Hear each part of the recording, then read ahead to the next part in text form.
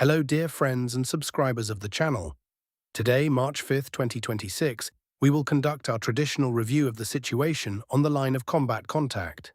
In today's episode, we will focus exclusively on real changes and the most important news coming from various sectors of the front.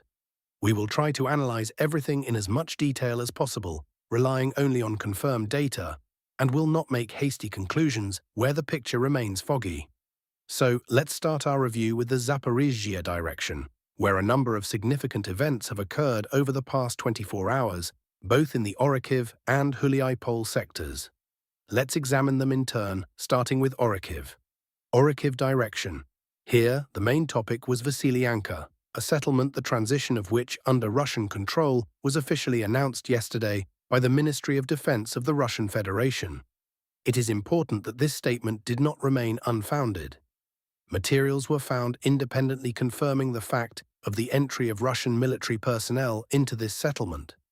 Judging by the available data, the territory usually marked in red on the map has indeed passed under the control of the Russian army. At the same time, it is premature to speak of full final control over Vasilyanka, despite the official statement of the Ministry of Defense. As a rule, such statements are confirmed by additional materials over the next few days, so we will monitor the situation and definitely inform you when new data appears. A similar situation is developing around Reknoe. To date, no confirming video or photo materials of the presence of Russian military personnel.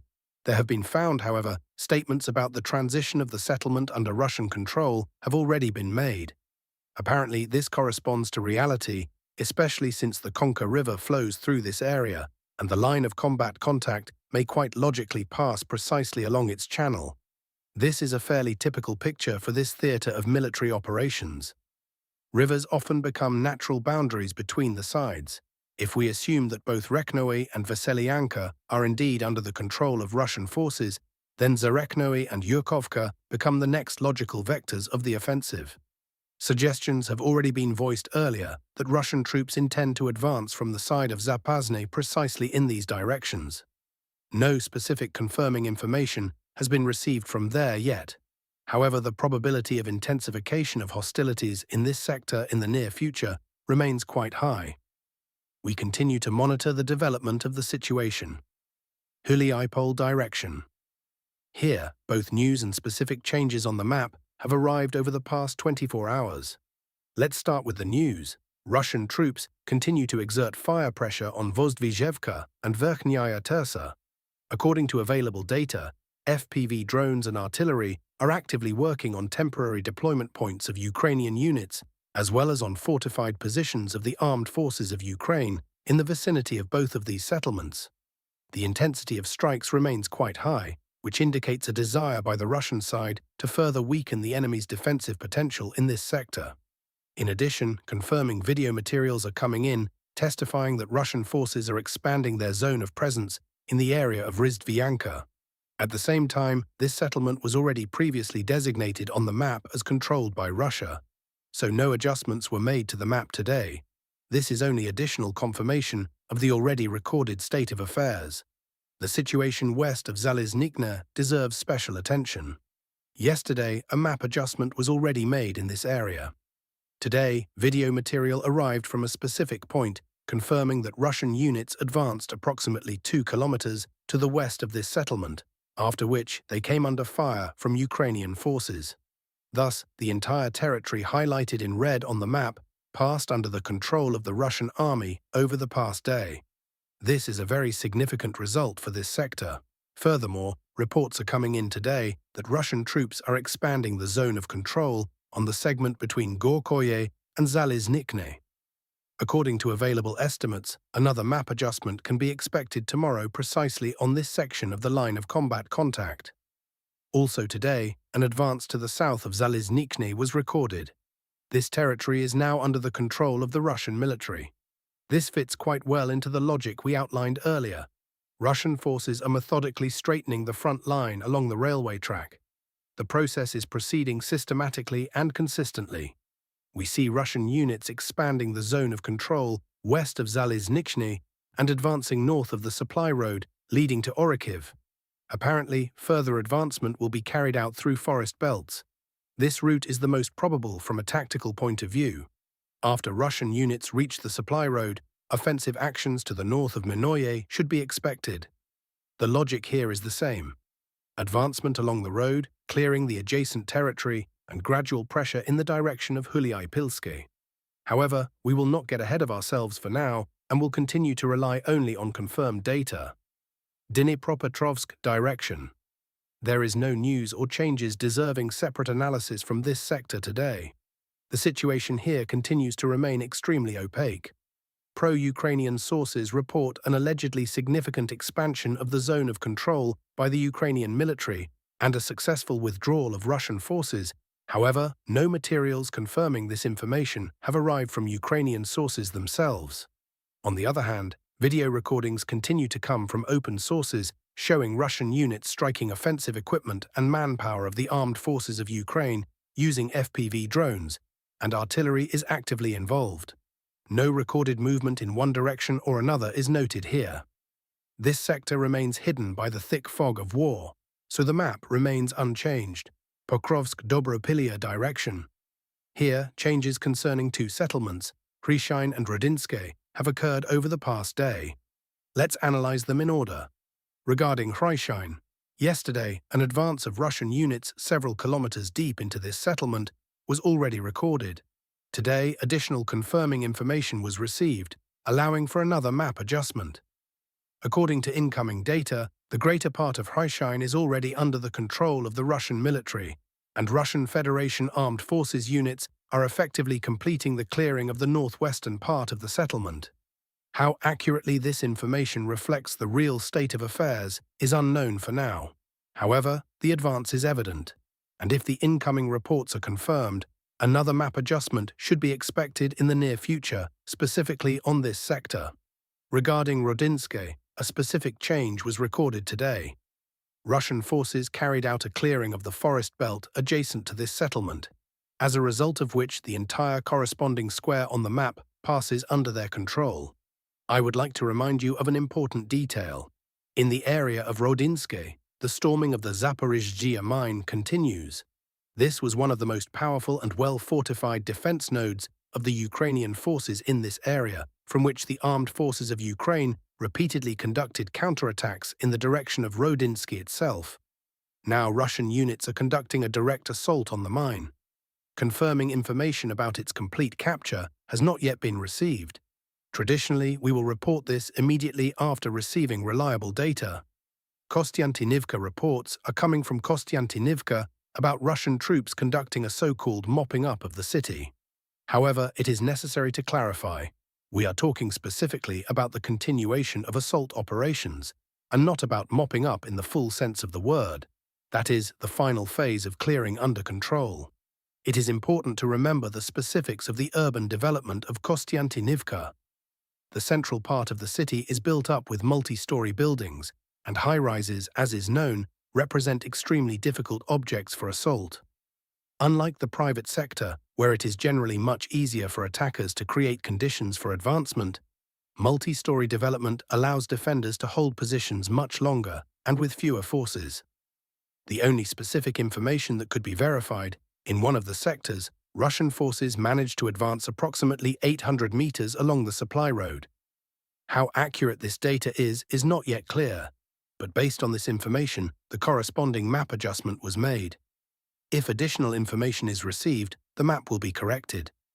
In general, there are no significant changes here today, but in the future, they are inevitable. Repeated signals about the expansion of the Russian zone of control in this area have been coming for a long time. Chasiv Yar. I answer the numerous questions about Chasiv Yar. For today, there is essentially nothing to tell. No significant news is coming from this direction. The only changes that were recorded concerned one specific section, and these changes were entered onto the map yesterday. Since then, nothing fundamentally new has arrived from there. Therefore, we move on. Sloviansk direction. Here, real changes occurred today in several sectors at once. Firstly, the area of Bondan and Privilia, and secondly, the vicinity of Reznikovka. Regarding the first sector, Today we managed to obtain confirming information allowing us to state that the entire territory highlighted in red in this area has passed under the control of the Russian military. At the same time, it is not excluded that this actually happened earlier, and today's map adjustment merely records an already accomplished fact based on the data received. I want to remind you that it was repeatedly stated earlier about the desire of Russian forces to straighten the front line between Pryvillia and Fedorovka too. Apparently, this process is proceeding according to the planned schedule. The situation with Holubivka has not yet been clarified at the time of filming. However, it is possible that this settlement has also already passed under Russian control. Regarding Reznikovka, confirming materials were also found here from this section of the line of combat contact. North of Reznikovka, Russian forces are carrying out a straightening of the front line between Zakotne and the western part of Reznikovka itself. All the territory marked on the map passed under Russian control today, while Russian troops managed to expand their zone of presence approximately 2 kilometers deep into the front line.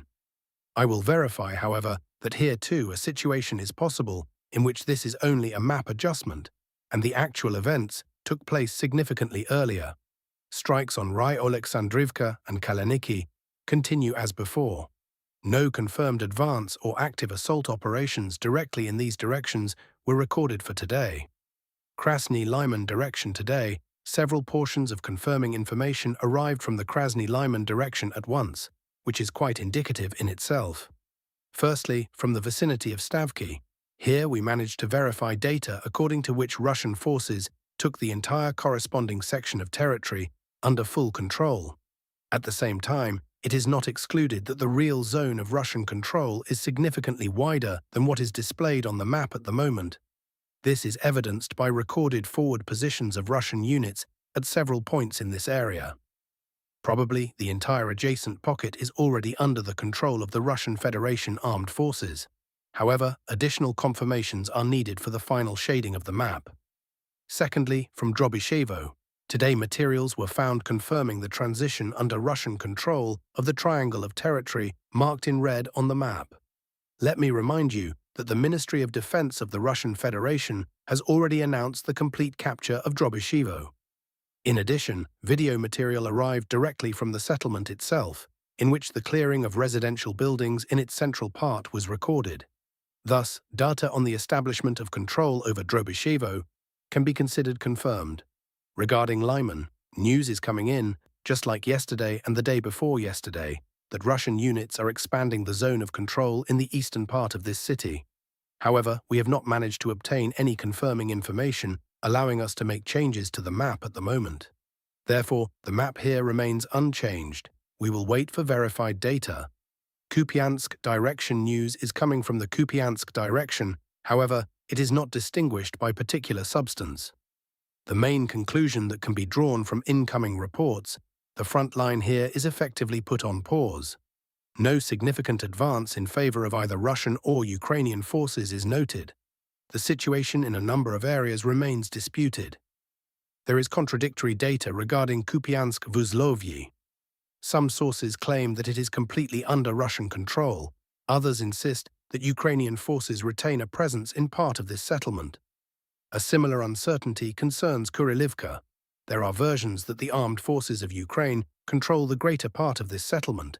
However, to what extent this corresponds to the real state of affairs is unknown. I want to emphasize a fundamental point. The map in this area is shaded exactly as it is, only because the relevant information was confirmed by specific video materials with the presence of the Russian military. At the same time, it cannot be ruled out that Russian units were recorded at certain positions at a certain moment in time, after which they were knocked out, and these positions returned under the control of the armed forces of Ukraine. That is precisely why the map here is changed exclusively on the basis of reliable and verified data. Since there is none, there are no changes. Vovchansk area.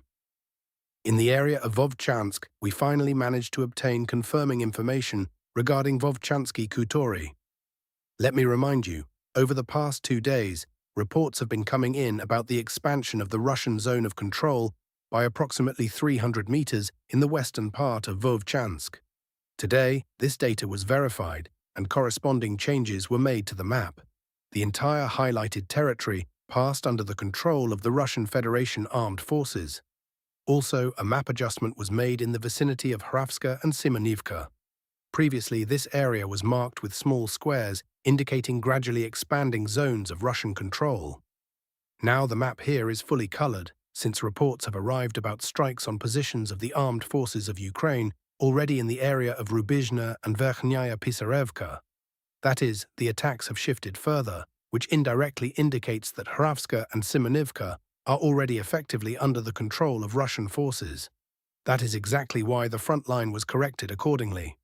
Regarding Liptsi, reports arrived about active strikes by Russian forces using FPV drones on positions of the armed forces of Ukraine in Liptsi themselves, as well as in Slobozhanska, Veselo, Malo Veselo, and Ternavaya.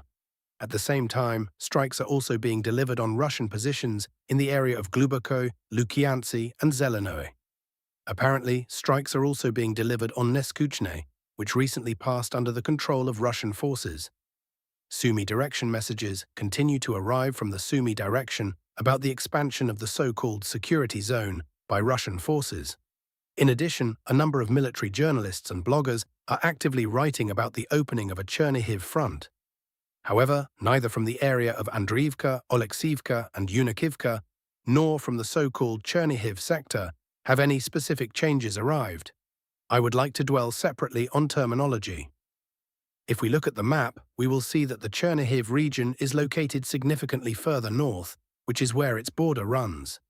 In order to open a real Chernihiv front in the full sense of the word, it is necessary to start an offensive precisely from the north, in the direction of Chernihiv.